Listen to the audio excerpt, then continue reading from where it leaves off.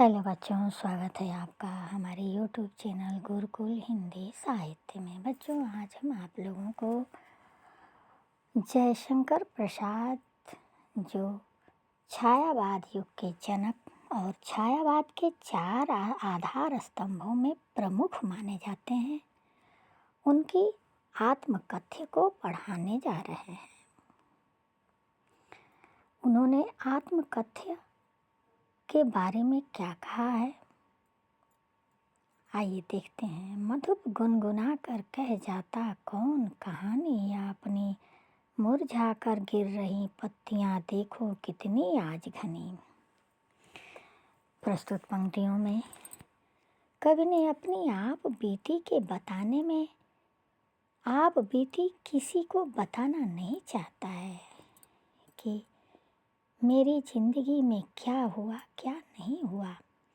वो घबराता है, वो डरता है कि कहीं मैं अपनी आत्म व्यथा को, आत्मकथा को बताकर कहीं कोई मेरी इस आत्मकथा का मजाक न उड़ा दे, कहीं मेरी इस आत्मकथा की हंसी न उड़ाए। वह इसी डर से अपनी आत्मकथा किसी को बताना नहीं चाहता, परंतु कोई उसे उकसाकर पूछना चाहता है कि अपनी आत्मकथा के, अपनी आप बीती के बारे में बताओ।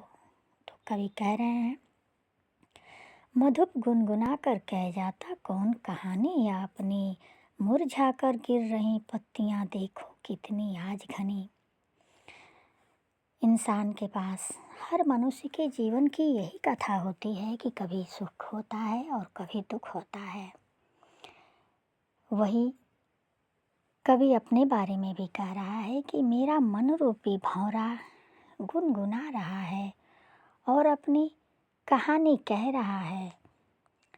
मुरझा कर गिर रही पत्तियां, इसका एक अर्थ ये भी है कि कभी मेरे जीवन में जिस प्रकार पेड़ पौधों के जीवन में भी बसंत के दिनों में हरियाली आ जाती है, उसी तरह और पतझड़ में सारी पत्तियां गिर जाती हैं, ठीक उसी प्रकार मेरे जीवन में भी कभी सुख के क्षण थे और आज पत्तियां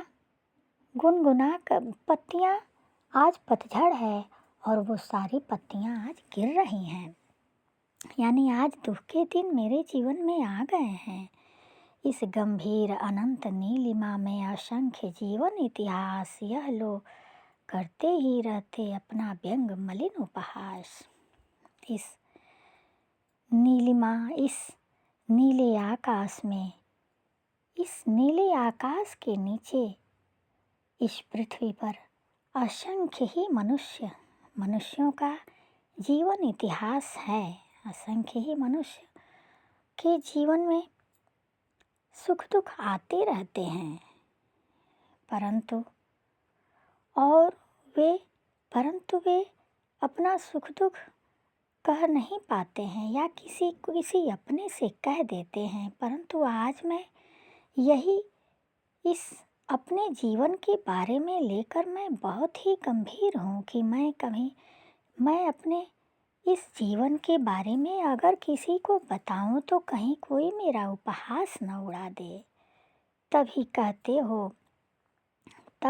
कहते हो कह डालो दुर्बलता अपनी बीती। वह जो उनको दबाव डाल रहा है वो उनका मित्र है या कोई और है, वह उनसे अपनी आप बीती सुनाने के लिए जो कह रहा है उससे कहते हैं कि मैं क्या चाह रहे हो तुम, कि मैं अपने जीवन में मेरी जो दुर्बलता है, मेरी जो कमजोरी है, मैं उसको बता दूं। तुम सुनकर सुख पाओगे, देखोगे यह गागर रीति, जिसे सुनकर तुम्हें सुख मिलेगा कि यह संसार रूपी गागर कभी भरी रहती है और कभी खाली रहती है। अर्थात कभी सुख के दिन होते हैं, कभी दुख के दिन आते हैं। तो मेरे इन दिनों को देखकर, सुनकर क्या तुम्हें सुख मिलेगा? किंतु कहीं ऐसा न हो कि तुम ही खाली करते। अपने को समझो, मेरा रस ले अपनी भरने गागर। यह विडंबना अरे सरलता तेरी हंसी उड़ाऊं मैं, भोले अपनी या प्रवंचना औरों की दिखलाऊं मैं।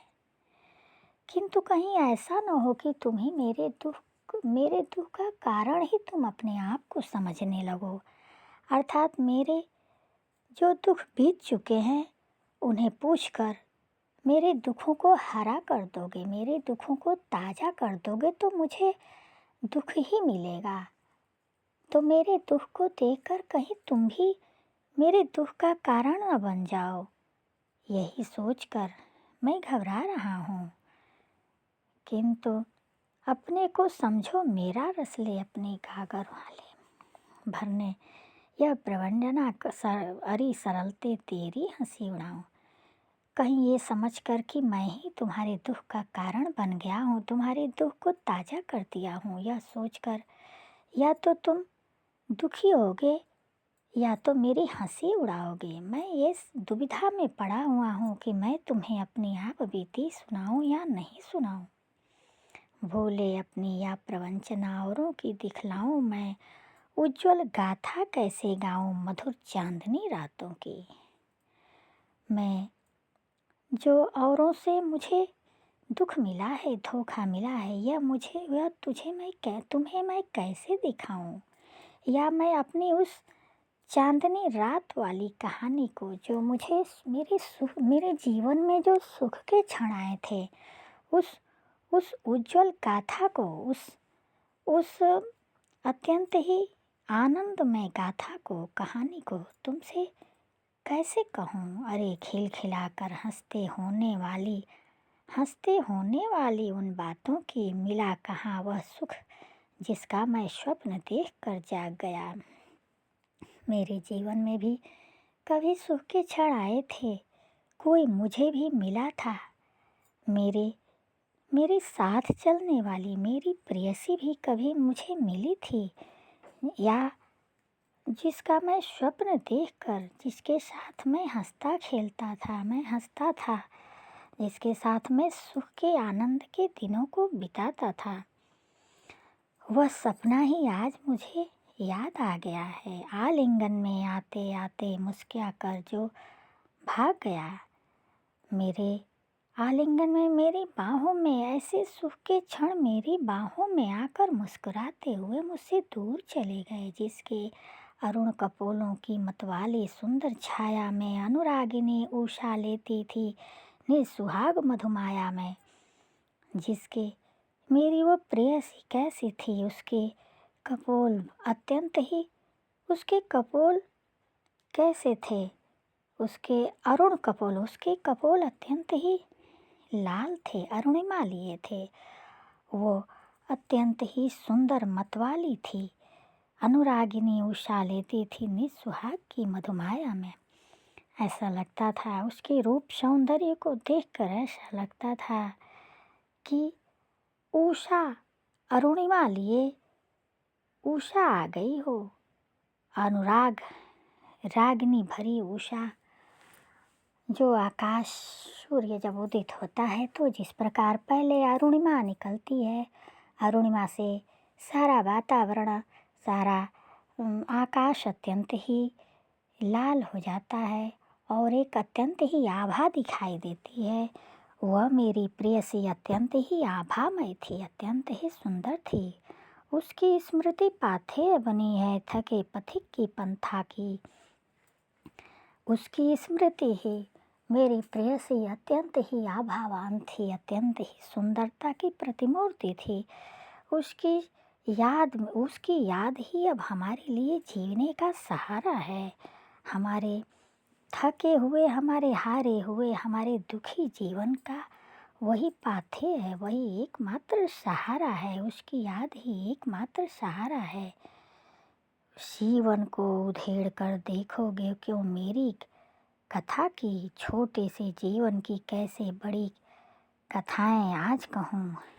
मेरे उस सुखी जीवन के, मेरे उस आनंद के पलों को बंद ही रहने दो।